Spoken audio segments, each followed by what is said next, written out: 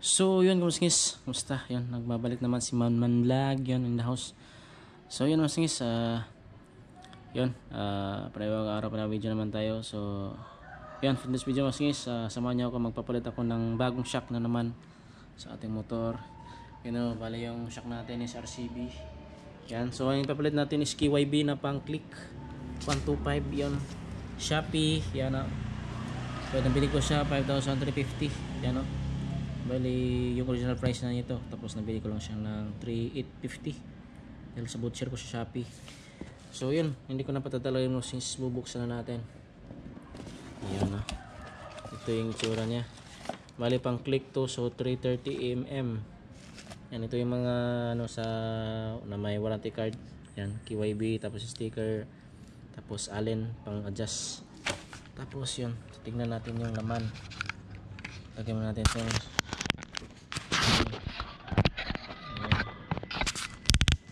Yan o, KYB. Yan, ito yung itsura nya. Yan, 330. So, ano natin sa shop, yung diferensya nila. So,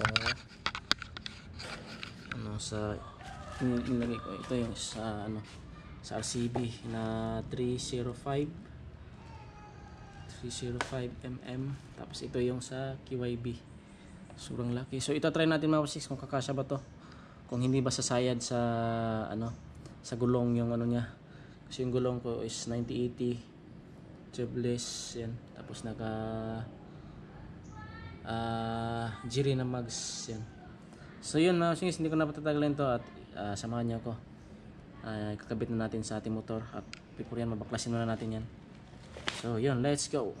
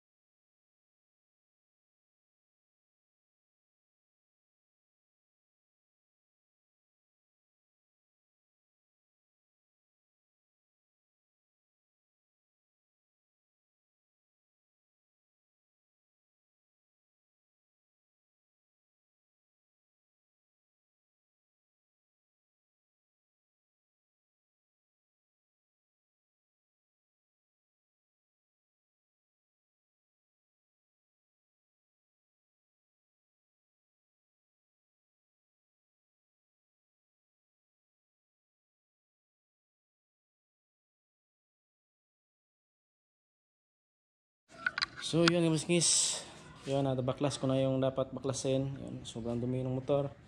So yun, pati yung tangke, yan, binuksan din. Ganyan talaga pag may sulti. Yun o, nakikita yung nut. Yan, ito yung nut, kukunin natin. Tapos yung cover ng shock, baklas ko na rin. So yun, at pagpatuloy natin mga singis at para makabit na natin. Let's go.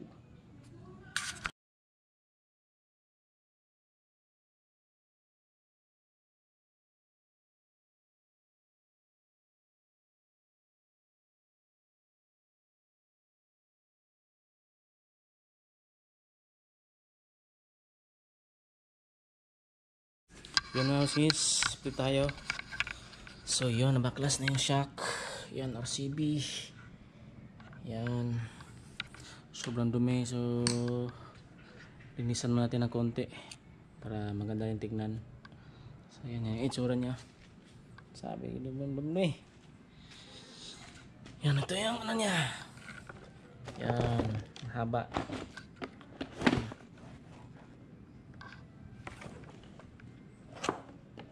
Ang shock niya, kunti lang naman yung ano, diferensya. Yan o, nakikita ninyo. So yun o sis, ikakabit na natin to.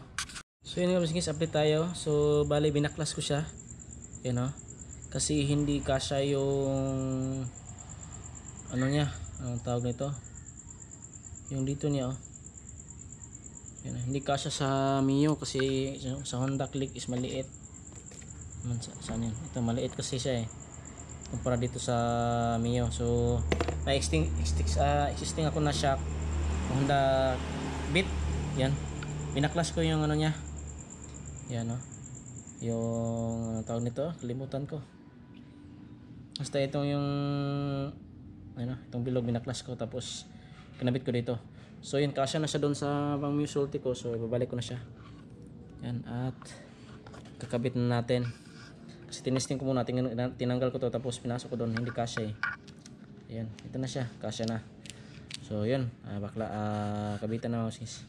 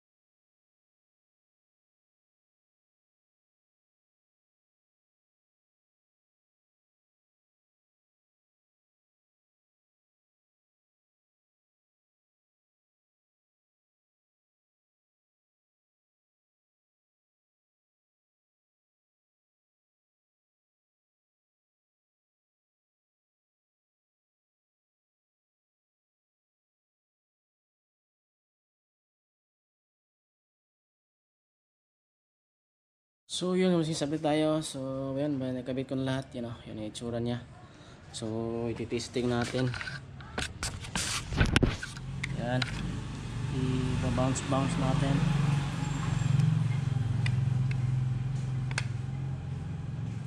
Bounce ba?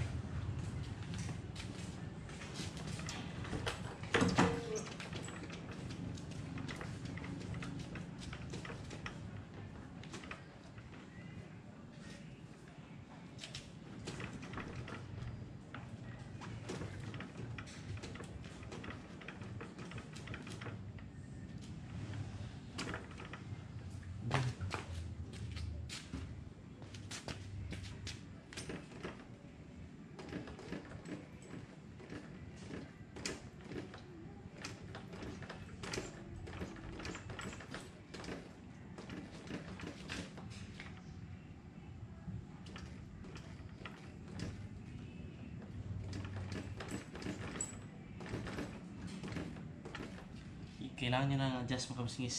Yan, i-adjust ko lang to para mukha ko yung tamang kwan. Testing muna namin ni Mrs. kung okay na ba sa kanya yung bounce.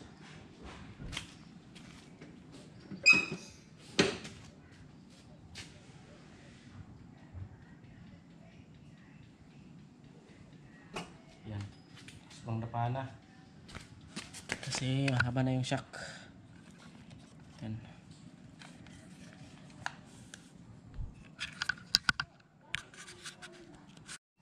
So yun, ito na yung ano niya, kabisngis, output niya.